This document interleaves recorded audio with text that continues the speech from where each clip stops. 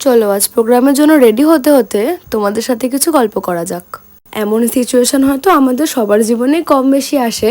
আমরা যেই ফিল্ডেই কাজ করি না কেন, আমাদের নিশ্চয়ই কখনো কখনো এমন কোনো প্রতিকূলতার সম্মুখীন হতে হয়।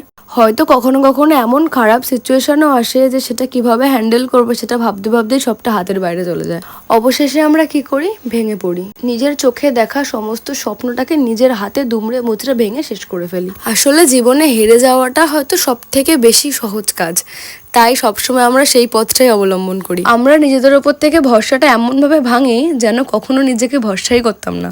কখনো ভেবে দেখেছো, যদি আমরা নিজেদেরকে আর একটু সময় দিই, আর একটু সুযোগ দিই নিজেকে উঠে দাঁড় করানোর, যদি বেছে নিই সেই সবসময় ফেলে দেওয়া কঠিন পথটা, সবটা শেষ হয়ে গেছে ভেবে সারা রাত কান্না করে বালিশ না ভিজিয়ে আমরা যদি পরের দিন সকালটা নতুন করে শুরু করতে পারি, যদি নিজেকে ভালো রাখার চাবিকাঠিটা নিজের হাতেই রাখতে পারি, তাহলে হয়তো দিন শেষে আমরা নিজেকে অনেকটা ভালো রাখতে পারবো।